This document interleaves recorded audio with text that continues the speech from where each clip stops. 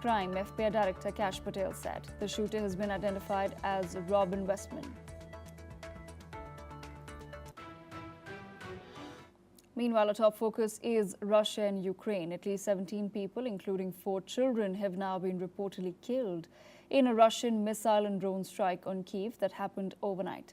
Rescue teams are searching a collapsed apartment block, with officials warning that more victims may still be trapped underneath the debris. Let's listen in to some of the local residents.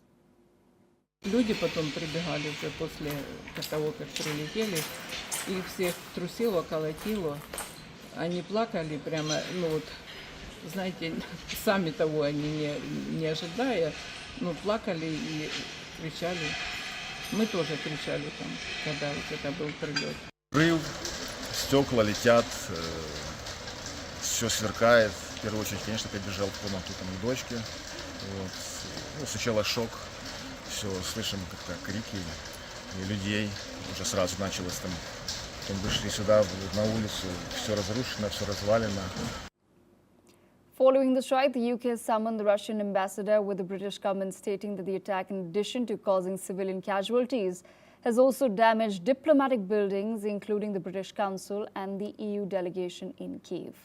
Meanwhile, another development, the Kremlin has now denied reports that Russian surveillance drones have been flying over US military supply routes in eastern Germany. The report, published by the New York Times, cites Western officials, but Russia has dismissed the claims as unverified. Joining me on the broadcast is Mr. John Rossomando.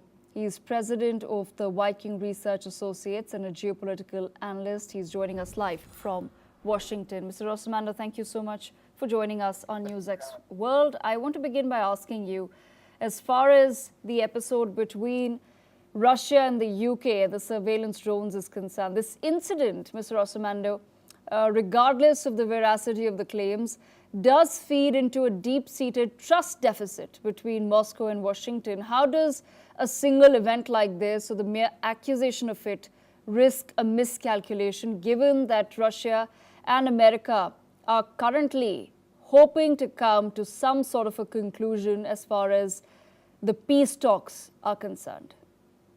Well, I think that in the short term, it's just another thing that happens in war.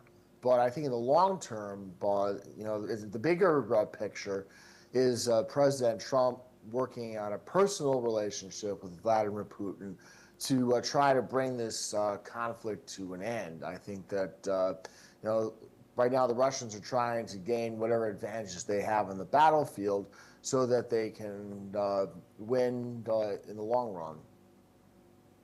Mr. Rossomando, I also want to understand from you then, does this particular episode need or call for a fundamental reevaluation of security postures on Europe's eastern flank as well? Well, the Europeans need to increase their funding and their training and their equipment for their militaries regardless, because under the current status, so like I've said in this program before, NATO is just a bunch of flags. The French military is marginal. The Poles are the only country in Europe that have a really functioning, armed force. The British Army and Navy are marginal. So I think that the Europeans really need to step up and take care of their own defense. And Mr. Rossomando, before we move on, I want to understand from your perspective, as far as the continuous strikes and counter-strikes between Russia and Ukraine are concerned, why do you think there is a hesitation for even a temporary ceasefire between the two nations? Well, because there's a serious mistrust between the two nations.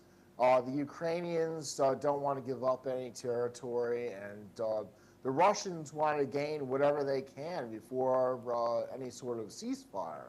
So I think that a lot of it comes down to the egotism of the two leaders. I mean, Vladimir Putin doesn't want to give up territory, nor does Zelensky want to give up territory and acknowledge reality.